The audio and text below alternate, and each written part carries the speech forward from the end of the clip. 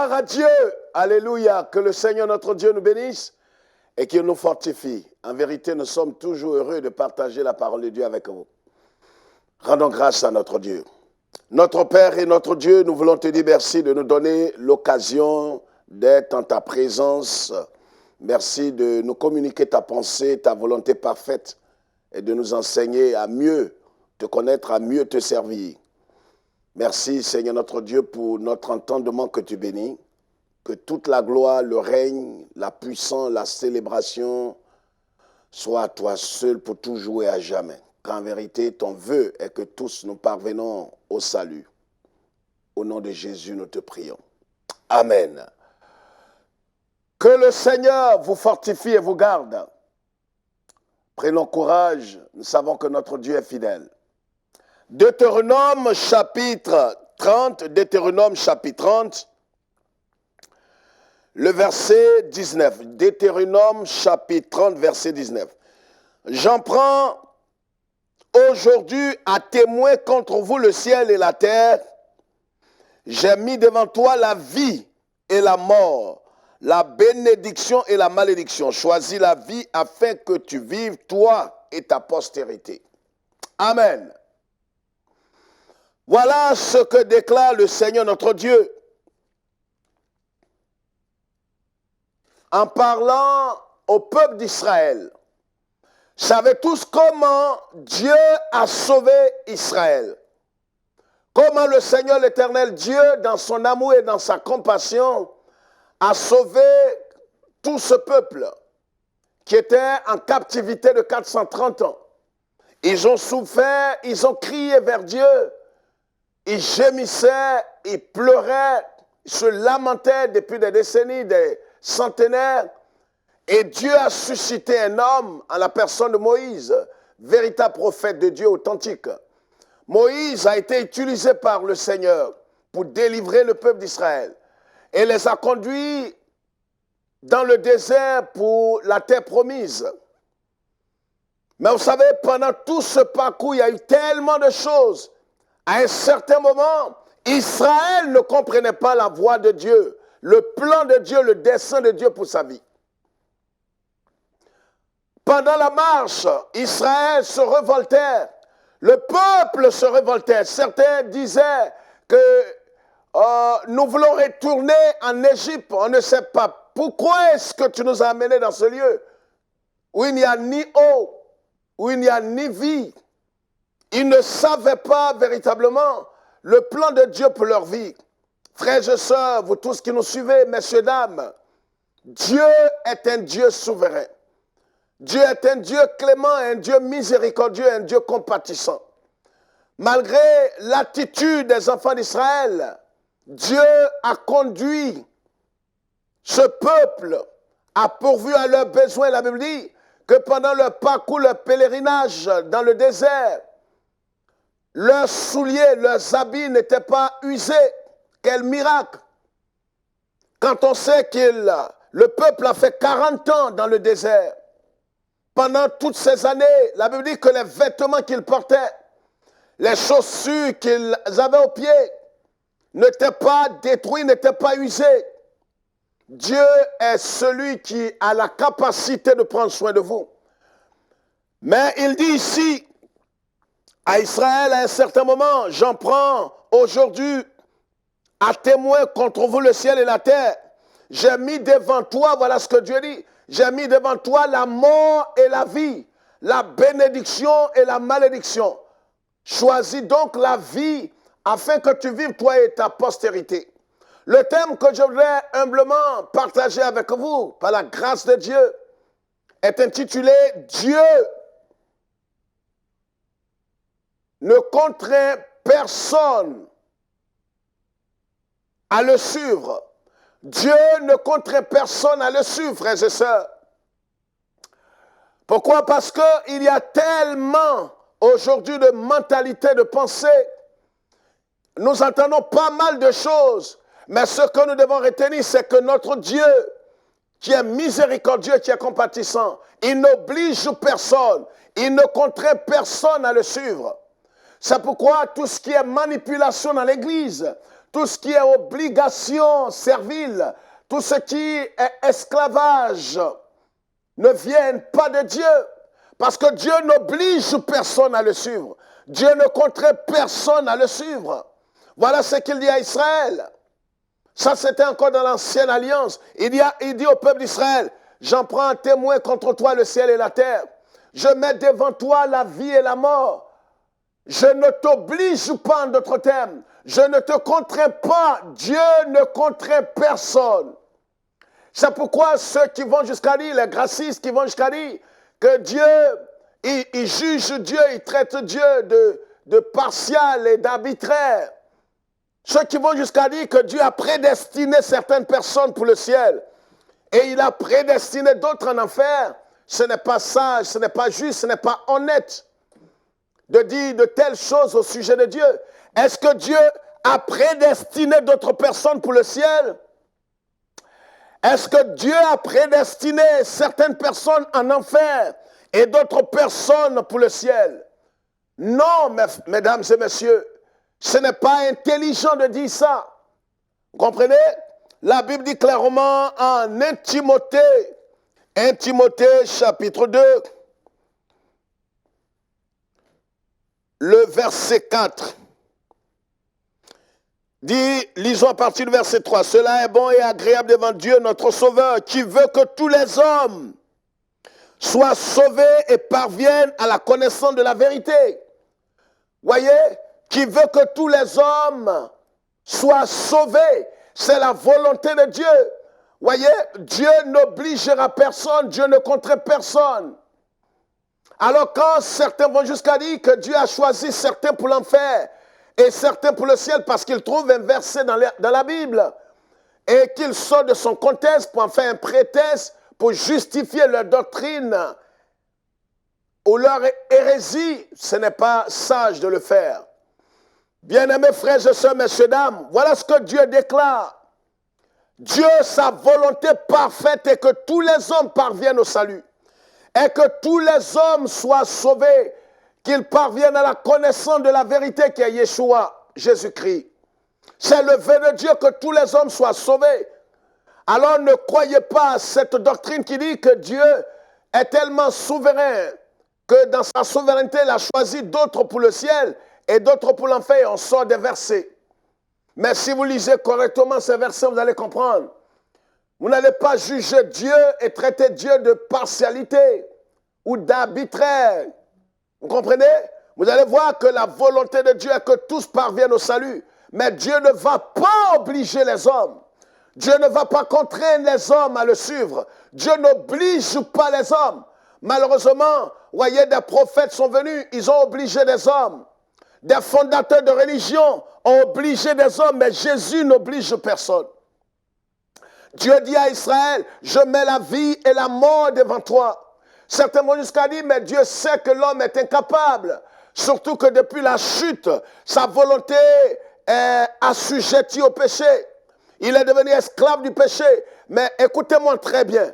Dans ce que la Bible appelle, dans ce que nous appelons la grâce prévenante, Dieu donne la capacité. Dieu donne la capacité dans la grâce prévenante. Dieu donne la capacité à tout homme de choisir le bien ou le mal, de choisir qui il veut servir. Si l'homme n'a pas la capacité de faire un choix, pourquoi est-ce que Dieu dit, je mets la mort et la vie devant toi, mais choisis la vie? Écoutez très bien la parole de Dieu, frères et sœurs. Nous sommes à la fin des temps. La grâce prévenante donne la capacité à l'homme de faire un choix. Vous comprenez? C'est pourquoi ne suivez pas de façon servile ces doctrines que vous entendez ça et là. Les gens vous diront non, mais Dieu a déjà fait son choix. Il a choisi ceux qui vont aller au ciel et ceux qui vont aller au paradis. Donc, vous comprenez? Si vous n'êtes pas parmi ceux qui vont au ciel, vous êtes perdus pour l'éternité. Ce n'est pas intelligent. C'est immoral de dire ça de Dieu. Nous avons vu tout à l'heure ce que Dieu veut, comme Paul le dit, dans sa première épître à Timothée au chapitre 2, verset 4. Il dit sa volonté parfaite est que tous les hommes soient sauvés. C'est le vœu de Dieu. Mais en même temps qu'il veut que tout le monde soit sauvé, il n'oblige personne. C'est pourquoi Dieu ne vous obligera pas. Dieu ne va pas vous contraindre. C'est pourquoi nous disons que Dieu ne contraint personne à le suivre.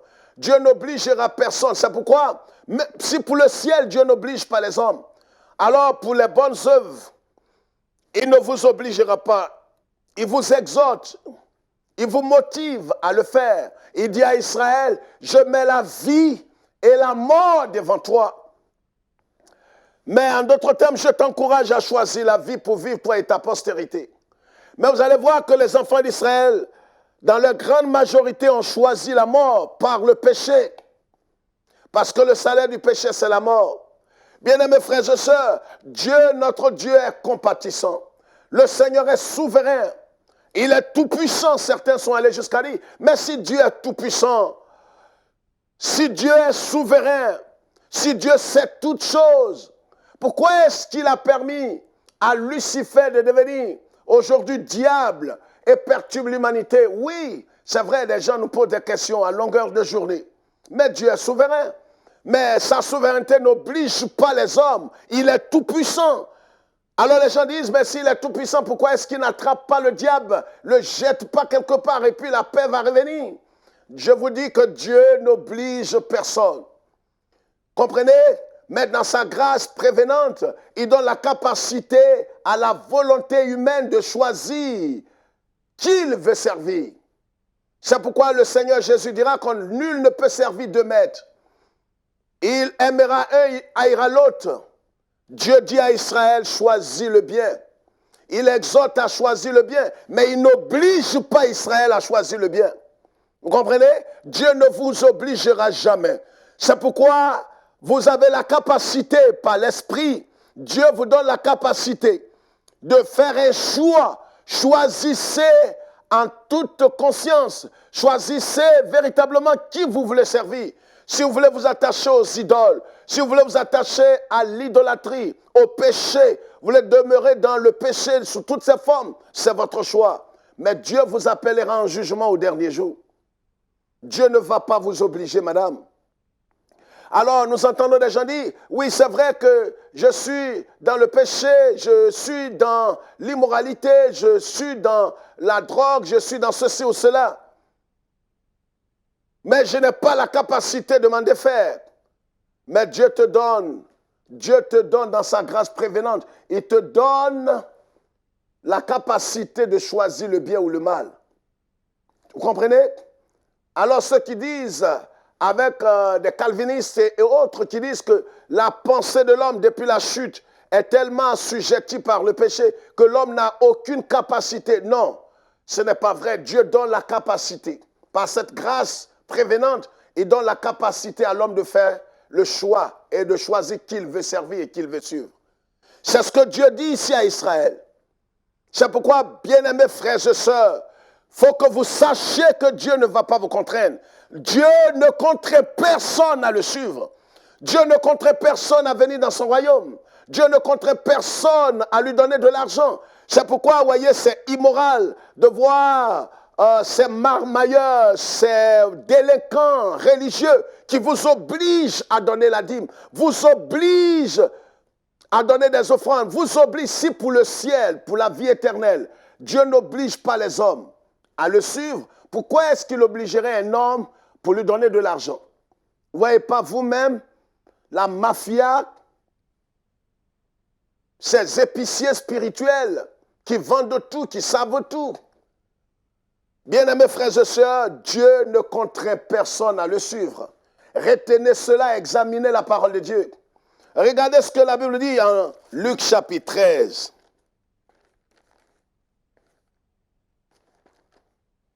Luc chapitre 13, le verset 34, que nous lisons. Quand d'aucuns pensent que Dieu oblige les hommes.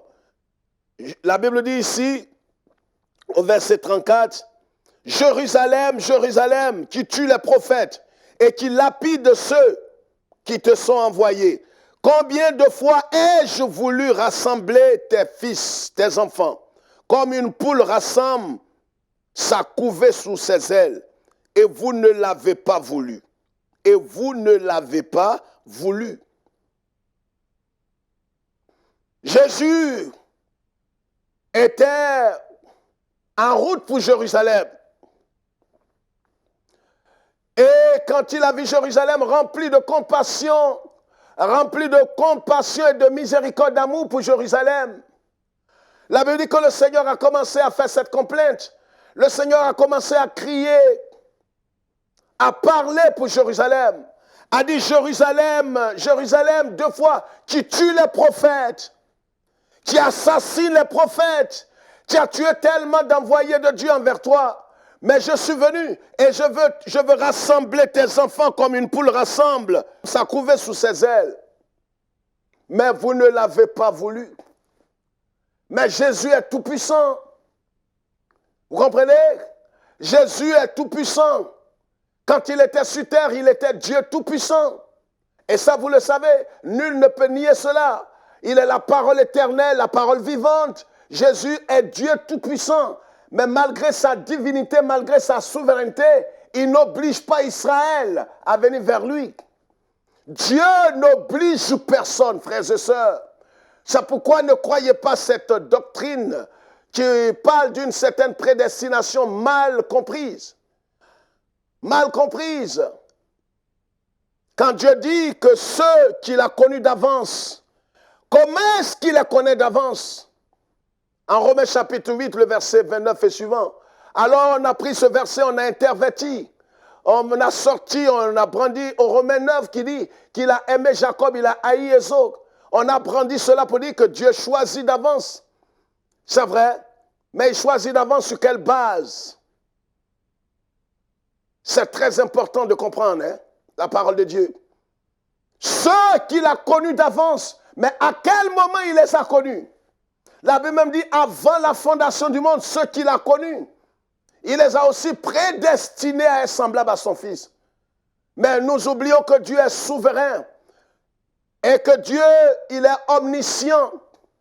Mais ce Dieu qui sait quand l'évangile sera prêché aux hommes, quand la parole de Dieu sera répandue, tous ceux qui allaient croire en Jésus-Christ, Dieu le savait.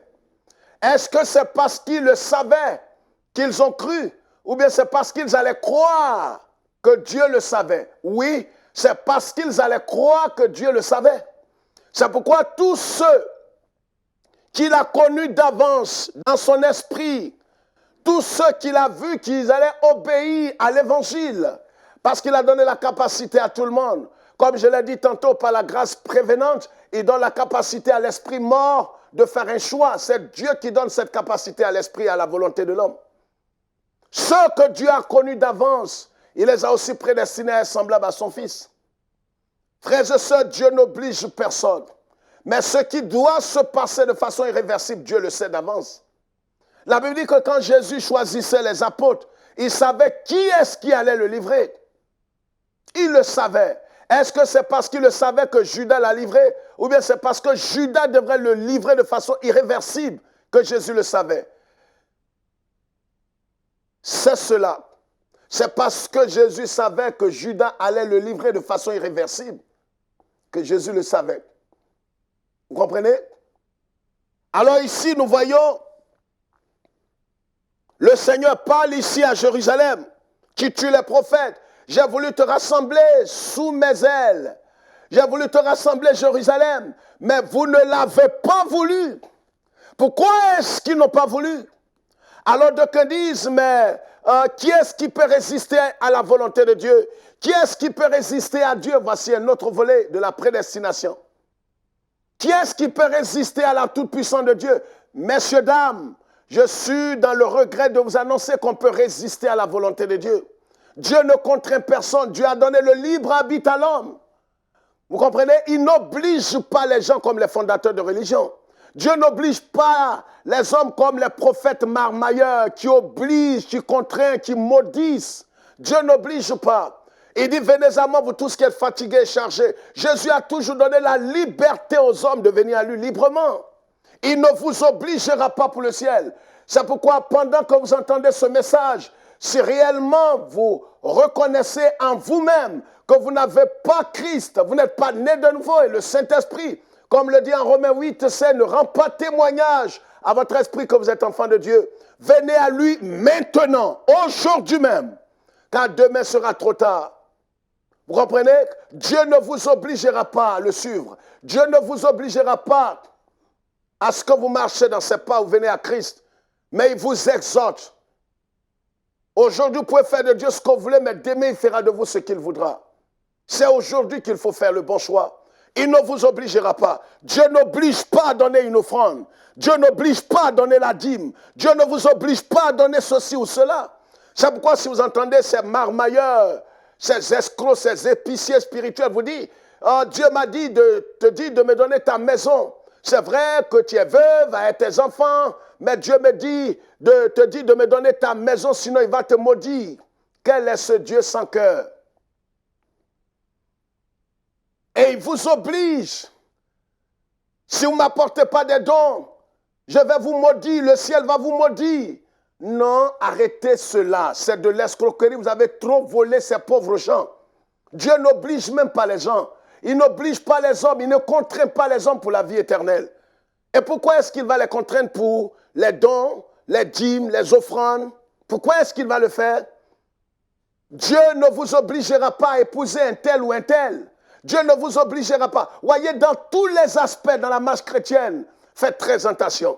On a entendu des gens aujourd'hui qui sont misérables et qui ont dit, oui, mais à l'époque, le prophète m'a dit que si je ne n'épousais pas cette fille, si je ne n'épousais pas cet homme, je serais maudit. Et aujourd'hui, des hommes sont esclaves dans leur foyer. Ils n'ont pas la paix parce qu'ils n'ont pas épousé la femme qu'ils voulaient. Ils n'ont pas épousé l'homme qu'elles aimaient.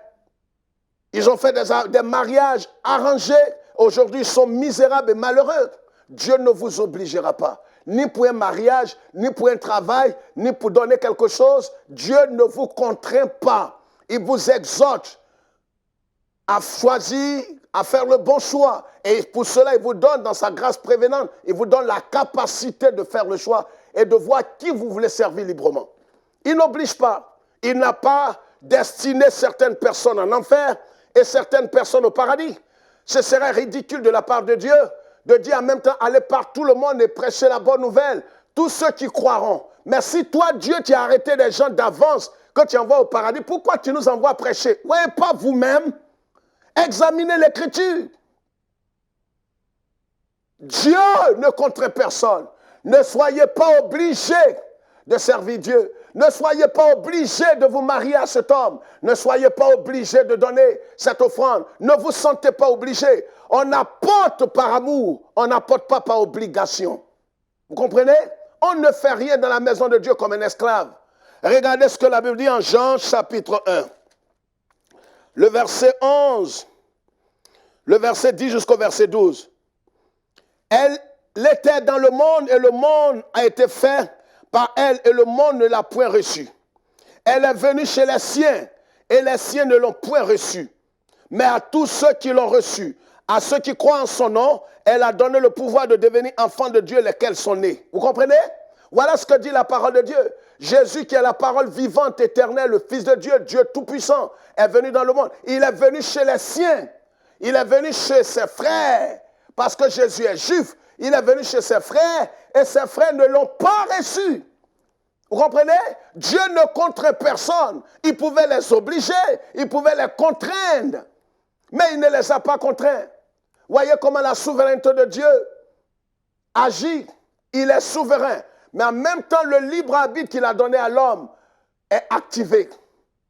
Dieu ne va pas violer votre libre arbitre. C'est pourquoi aujourd'hui, il vous donne la latitude de faire le choix. Au dernier jour, lui aussi, il va rentrer en scène. Vous n'êtes pas obligé de marier cet homme parce que vous avez entendu une prophétie. Vous n'êtes pas obligé d'aller dans ce pays parce que vous avez entendu une prophétie. Soyez libres. Si réellement c'est Dieu qui vous a parlé, il vous communiquera une paix intérieure. Ne faites rien par obligation. Si vous n'avez pas le témoignage du Saint-Esprit. Vous comprenez? Et il dit, mais à tous ceux qui l'ont reçu, il est venu chez les siens ne l'ont pas reçu. Vous voyez? Ils étaient libres de le choisir comme de le rejeter. Et comme ils l'ont rejeté, alors Dieu a décidé désormais que quiconque croit en Jésus-Christ ait la vie éternelle. Quiconque croit. Mais il pouvait les obliger à le recevoir, mais il ne les a pas obligés. Frères et sœurs, soyez bénis et demeurez bénis. En vérité, Dieu ne contraint personne à le suivre.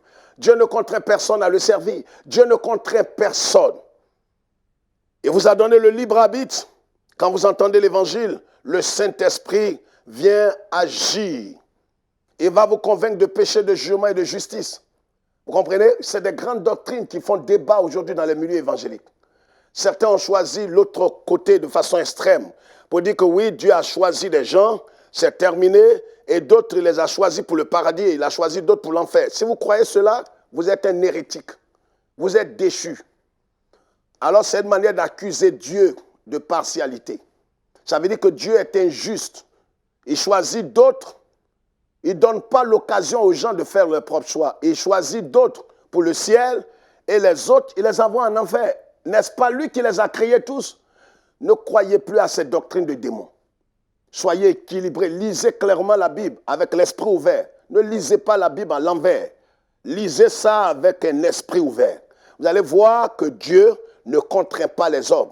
Il donne la capacité dans sa grâce prévenante à l'homme qui est même tombé plus bas dans le péché de choisir qui il veut servir. Vous comprenez? Que Dieu nous bénisse et que Dieu nous donne la sagesse de comprendre ces doctrines fondamentales dans la parole de Dieu. Dieu n'a prédestiné personne pour l'enfer et d'autres pour le ciel. Il donne la latitude à tout le monde, à tous ceux qui l'ont reçu, à ceux qui croient en son nom, et leur donne le pouvoir, la parole éternelle leur donne le pouvoir de devenir enfants de Dieu. Demeurez bénis et ne vous laissez pas séduire par ces épiciers spirituels, ces marmailleurs et ces hommes qui sont apparus pour troubler l'église de l'intérieur. Dieu est avec nous. Que Dieu se souvienne de Jérusalem et d'Israël. Nous vous aimons, mais Jésus qui est mort à la croix et qui est revenu à la vie vous aime par-dessus tout. Shalom.